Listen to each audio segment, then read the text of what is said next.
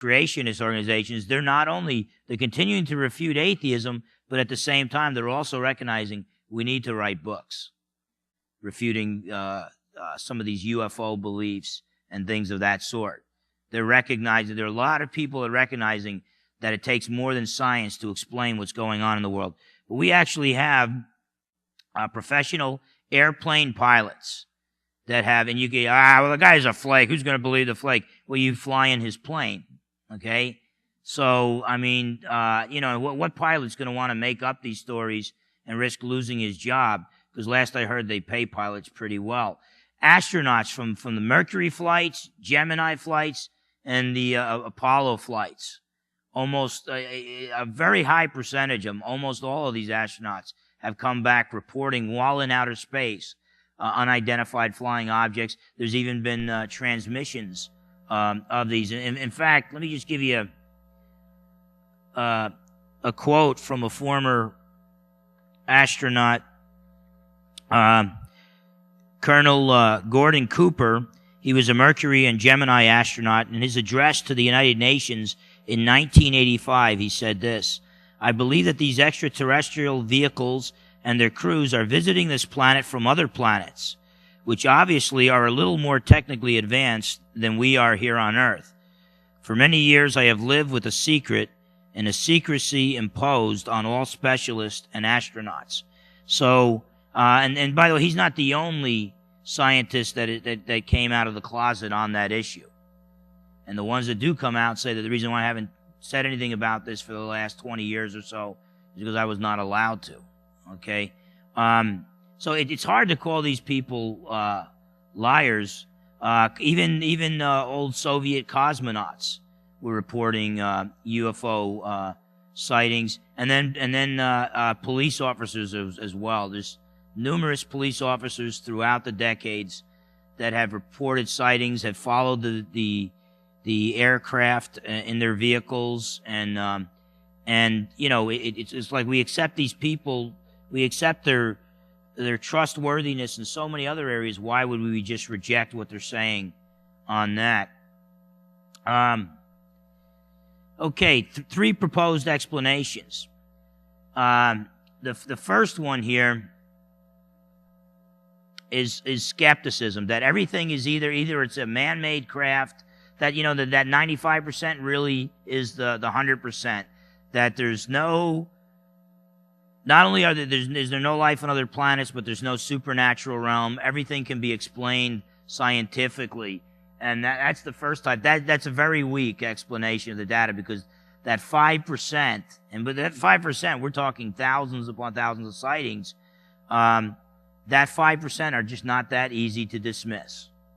Okay, and so they're just basically, for lack of a better phrase, I mean, they're just basically calling these astronauts, these pilots, people who've risked their reputation, had nothing to gain by it. They're just basically saying, well, those people are lying.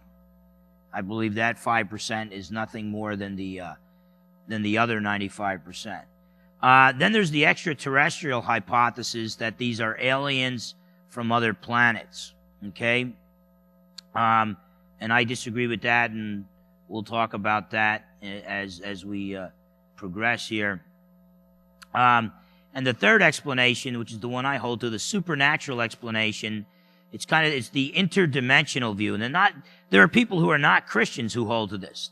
In fact, there are people who are not even religious who hold to this, that whatever is going on, these entities are coming from a different dimension.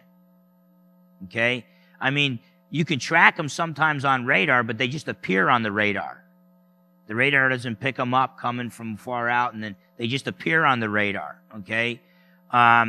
They just appear in the sky, and then they do all kinds of weird things, like spacecraft can change shapes.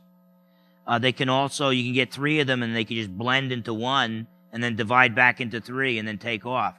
They make 90-degree turns, traveling thousands of miles an hour, which violate the laws of physics. Okay? These things are physically impossible, and so this is a non-physical reality, and it's very possibly religious in nature, especially when we get to the close encounters of the fourth kind, where you have the abductions, and these Space Brothers start sharing their message, they are very much concerned about Christianity, but every word out of their mouths is a denial of biblical Christianity. More on that later. Okay, the extraterrestrial view fails for several reasons. I'm waiting for the first one to pop up. Okay,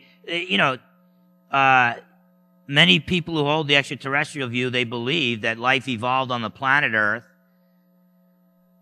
without intelligent design, and so that they believe life evolved on other planets without intelligent design. Let me tell you, it is so improbable that life would evolve from non-life. And we're talking about a single-celled animal, let alone human beings.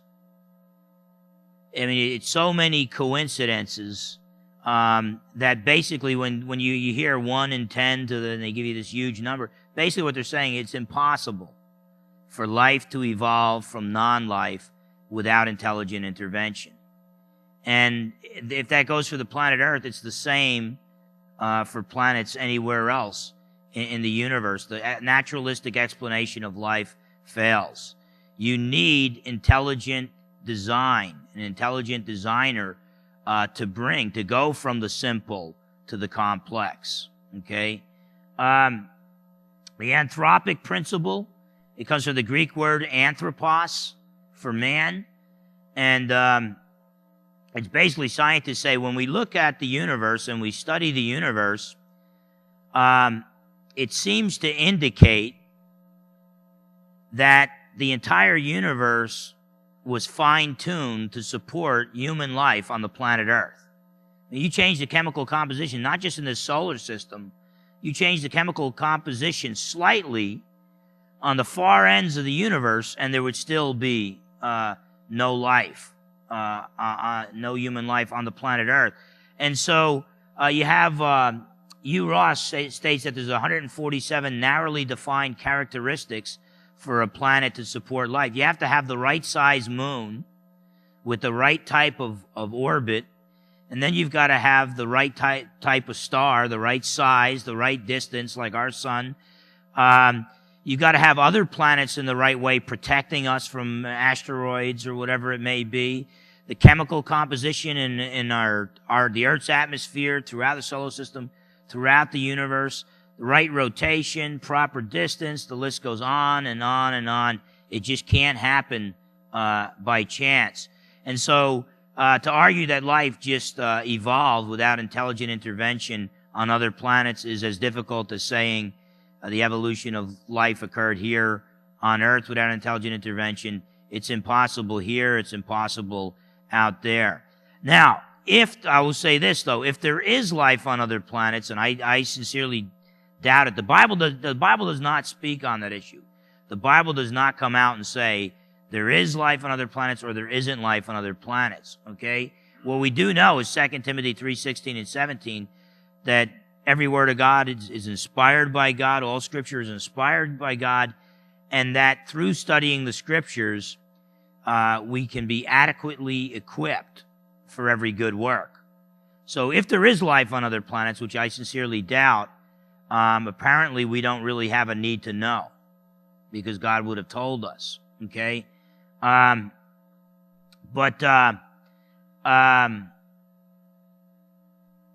Okay, now, if we just assume, though, that there is life on other planets, there were some Christian thinkers, C.S. Lewis, Walter Martin, and now Michael Heiser, entertained the possibility that there's life on other planets, okay? Still, this would not explain UFO sightings. Even if we assume that there's life on other planets, those planets would be so far away in the universe that the problem of distance, they'd be hundreds of light years away. It would take, thousands upon thousands of years to get here. When you increase speed, you increase danger, the velocity. Just a layman's description of that. I mean, Dr. Sherwin can give you more insight into this. Certainly, I was amazed at the illustration he was using here, but just to give you a real layman illustration, if you ever seen the Boston Marathon where you got like thousands of people running and the streets are filled with people, and if I decided I want to go against the tide and I started walking in that direction, what's the chances of avoiding everybody? I mean, they'd be running into me and stuff. So it would be really dumb for me to say, you know what, if I just increase my speed, then I've got a better chance of getting. No.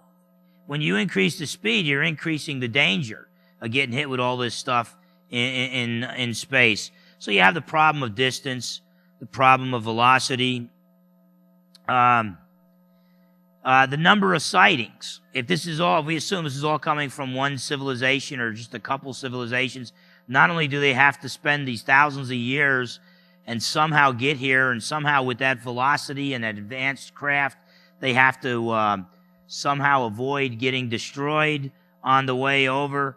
Then they'd have to do it repeatedly. And by the way, these reports are not new to the 20th century.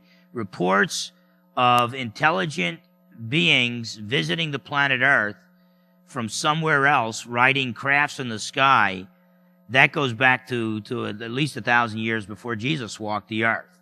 Okay? The only thing new about the 20th century UFO phenomenon, it was the first time we tried to explain them away as beings from other planets.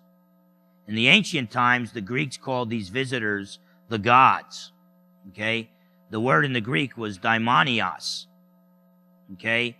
Ancient Christians and ancient Jews says what they call the gods are actually evil spirits, fallen angels, so that's where we got our word demons from. Okay? So, the word demons goes way, way back, and it was talking about things similar to the UFO phenomenon. Some people say that, with a black hole would be like a funnel and anything gets captured in it, there's no escape, but maybe somehow two black holes could connect. And so, something could pass into this wormhole and jump from one point in space to another point and cut down on the travel time. This is probably, wormholes themselves are probably not possible. And whatever the case, nothing physical can travel through a wormhole. It wouldn't survive it, even if it were possible. So they're trying all these different ways to explain how life from other planets could get here to Earth. It's just not a possibility, okay? So what we're looking at now is the evidence for the supernatural explanation. Number one, there's no debris when they crash. Now, I'm assuming here that the Roswell crash wasn't a legitimate UFO type thing, or wasn't a supernatural thing or a thing from another planet. There are reports of some debris. I actually think that there is a government cover-up there, but I lean in the direction, I think Michael Heiser, I think he has the view that our government has been doing experimenting on humans, sometimes deformed humans, and they need to cover up a lot of that stuff, and so Roswell might be related to that. But whatever the case, for the most part, it appears that there's no debris when they crash. Well, you'd expect if there's a crash to find debris. Sometimes we see it going down into the wood line, and we run out there, and there's nothing there. Again, as I mentioned earlier, there's the 90-degree turns at thousands of miles per hour, violates the laws of physics. There's no sonic boom. It breaks when these things travel faster than the sound barrier. You don't get the sonic boom that should be there. They change shape and color.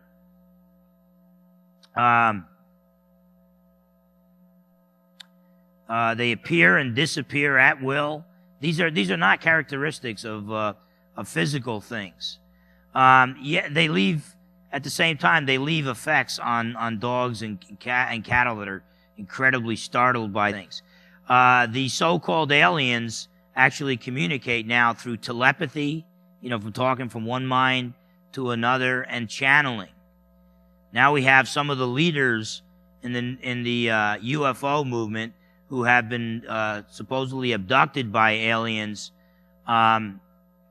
who now have aliens, supposed aliens, channeling messages through them